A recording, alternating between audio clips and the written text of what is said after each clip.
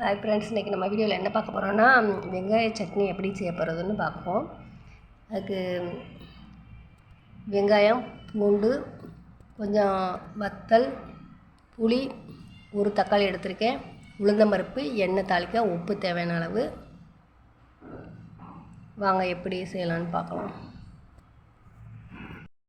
அதுக்கு எடுத்து பூண்டை உரிச்சிட்டு அது தக்காளியை பொழுதை நறுக்கிட்டு கட் பண்ணிவிட்டு வரேங்க.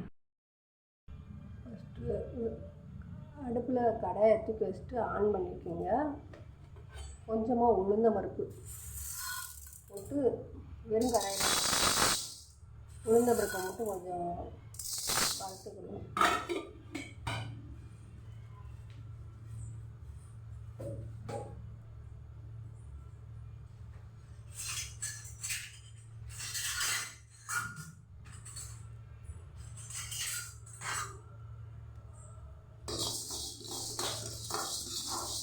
அந்த ப்ரௌன் கலர் வர வந்து நம்ம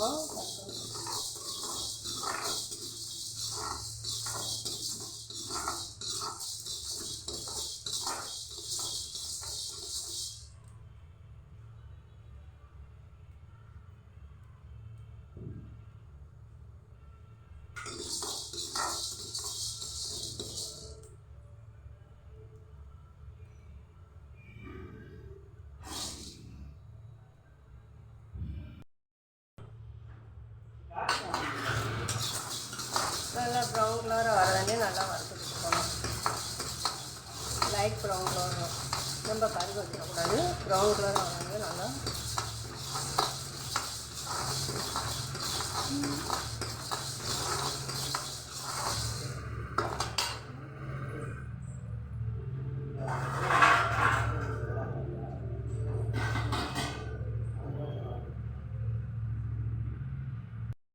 அடுத்து ஒரு கடாயை வச்சு அதில் கொஞ்சம் எண்ணெய் ஊற்றிக்கிடும் தேவையான அளவு.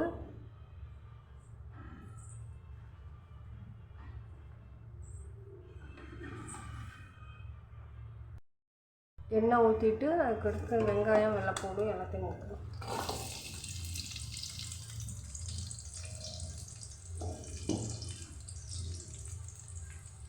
வெங்காயம் கொஞ்சம் வெள்ளைப்பூடு போட்டிருக்கேன். வத்தல் வந்து ஒரு 4 வத்தல் போட்டிருக்கேன். இந்த வத்தல் வந்து ரொம்ப உரப்பாக இருக்கிறதுனால கம்மியாக போட்டிருக்கேன்.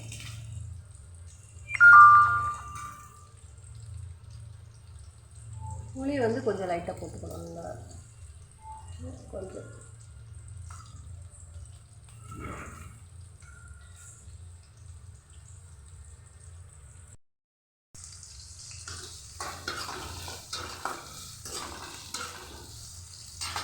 கொஞ்சம் உப்பு போட்டுக்கிடுவோம்.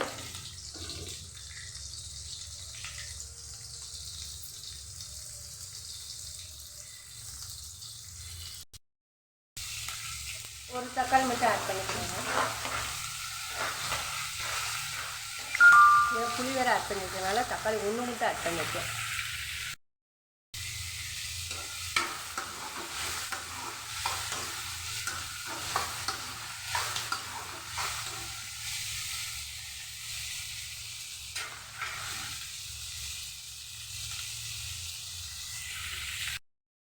ஒரு 2-3 கருவேப்பிலை போட்டுக்கிறாங்க.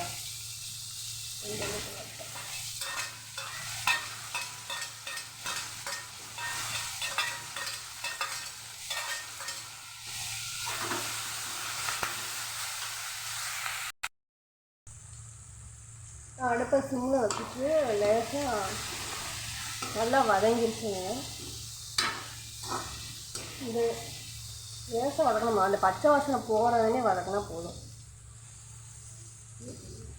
லைட்டாக ஆற வச்சுட்டு நம்ம அரைச்சிடலாம்.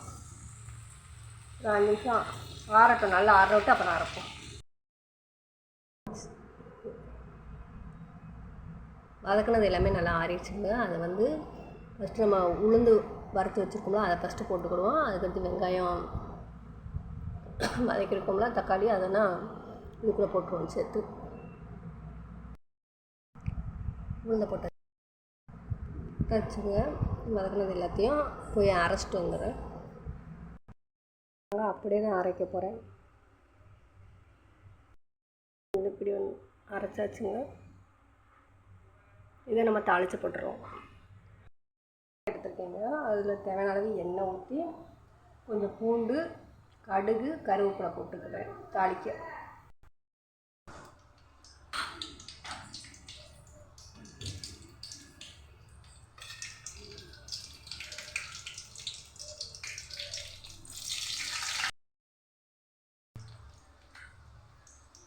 எண்ணெய், கடுகு, பூண்டு, கருவேப்பிலை அவ்வளோதாங்க போட்டிருக்கேன். அப்போ அரைச்சி வச்சுருக்கதை அப்படியே ஊற்றி விட்டுருவோம். இதெல்லாம்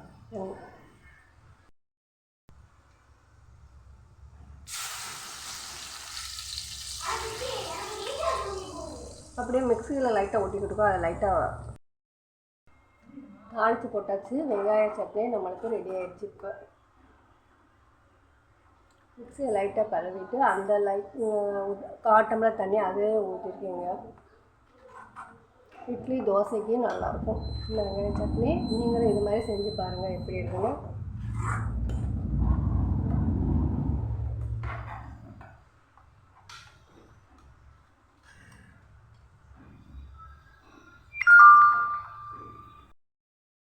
நீங்களும் இது மாதிரி வெங்காய சட்னி இட்லி தோசை எதுக்குனாலும் சாப்பிட்டு பாருங்கள்.